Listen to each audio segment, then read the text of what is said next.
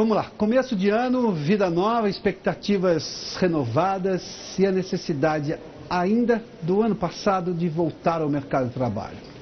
Há mudanças na hora de buscar esse emprego ainda escasso? O que e como fazer quando surge a oportunidade de uma entrevista, um convite para um novo trabalho? Para conversar conosco sobre emprego e comportamento de candidatos nesta hora tão importante, Emerson Wesley, consultor de carreiras e autor do livro O Inédito Viável, é isso? É isso. Seja bem-vindo mais uma vez aqui ao Cenário Econômico. Prazer, Pedro. Falamos disso no ano passado, quando a gente ainda estava sob os impactos da aprovação da reforma trabalhista. Sim.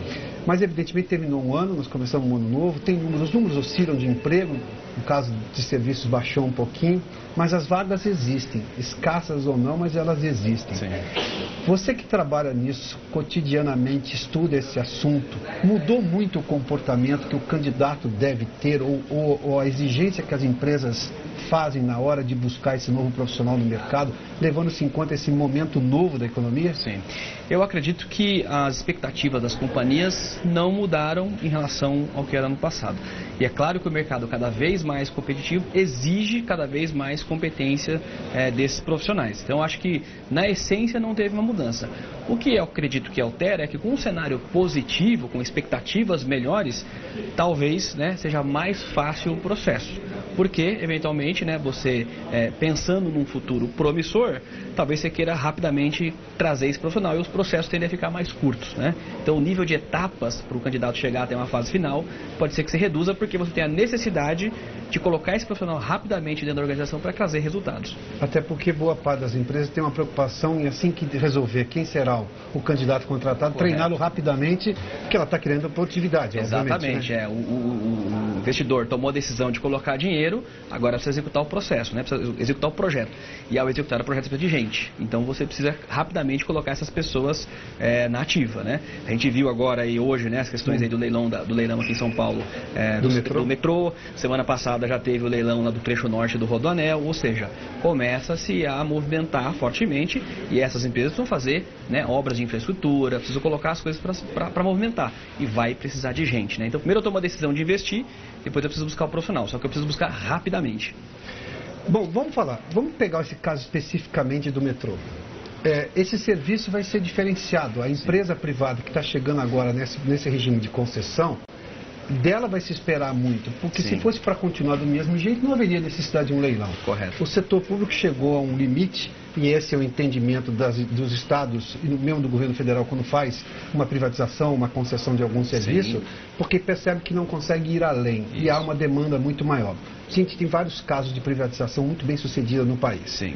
Esse profissional tem que se basear no que vai ser de novo exigido por ele, exigido pela empresa em relação a ele, é isso? Sim, exato. Qual é a conexão? Onde é que está, digamos, a preparação para esse profissional entender quais são as demandas futuras que ele vai ter que enfrentar em algum momento? Sim. Eu acho que a vantagem que você tem quando você passa para a iniciativa privada é exatamente essa cobrança do nível de serviço que é muito maior, tanto pelo usuário quanto pelo próprio governo, porque essas empresas elas ganham a concessão, mas elas têm níveis de serviços a serem prestados, até porque se elas prestarem um mau serviço, elas perdem a concessão. Sim, então acho que contrato. Exatamente. Então acho que a cobrança é muito maior. E aí o perfil desse profissional passa a ser um perfil muito mais de olho no consumidor, no cliente, do que necessariamente só ali na posição que ele tem dentro da organização. Então acho que esse nível de cobrança é o que favorece a iniciativa privada, diferente da gestão pública, que até tem mecanismos para você avaliar a meritocracia, mas é muito pequeno em relação ao que se faz no mundo privado. Emerson, se a gente olhar, nós temos uma série de cursos de pós-graduação que oferece uma qualificação maior.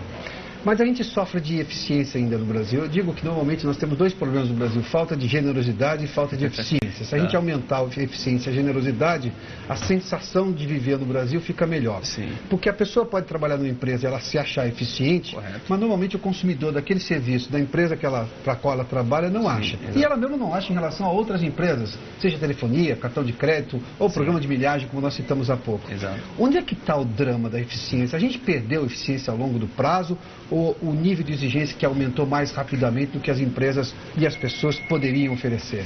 Eu acredito que o nível de cobrança aumentou, a nossa expectativa em relação a tempo hoje ele é muito maior do que no passado. Né?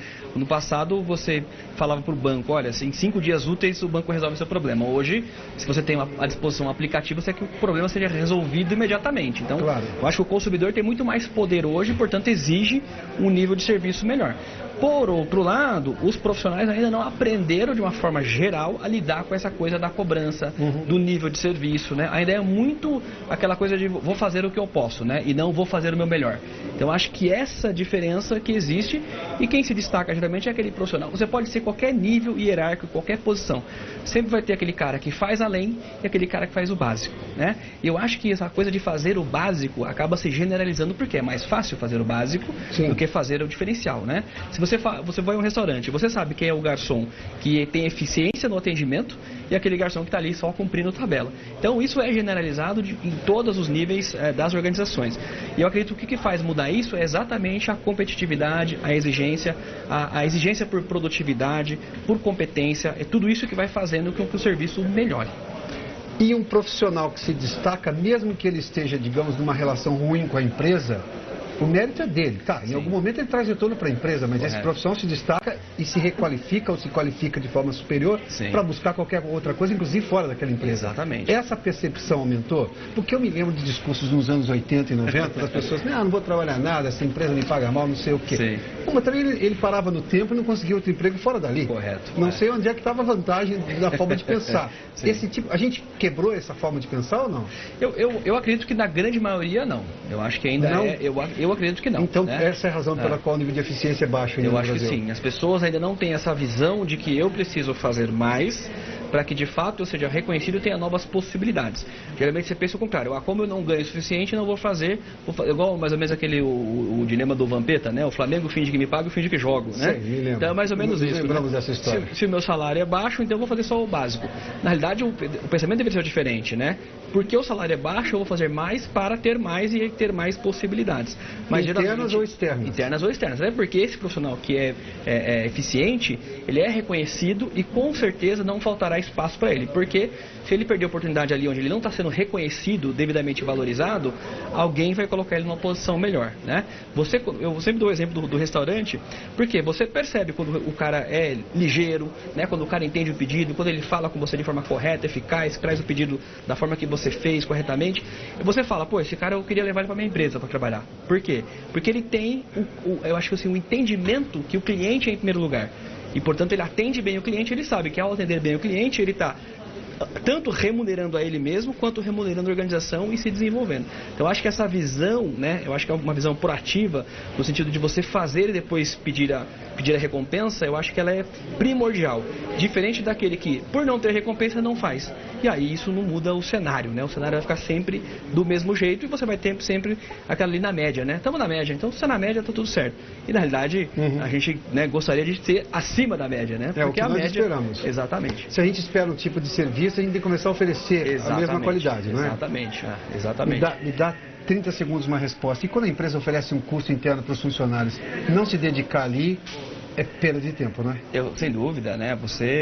Um custo de requalificação interna, por exemplo. E você desperdiça uma grande oportunidade, né? Eu tenho uma história que eu conto sempre o seguinte, eu tinha um funcionário numa empresa que eu trabalhei, que ele sempre dizia o seguinte, olha, eu só vou fazer inglês se a empresa me pagar, né? Eu não vou pagar o curso.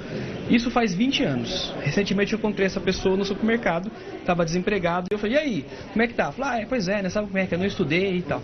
Então, quer dizer, né? Se você fica esperando que a organização faça o seu desenvolvimento, você vai, né, cair do cavalo, porque muitas vezes ela não vai fazer. E quando ela faz, se você não aproveita, pior ainda, né? Obrigado, Emerson, pela gentileza, hein?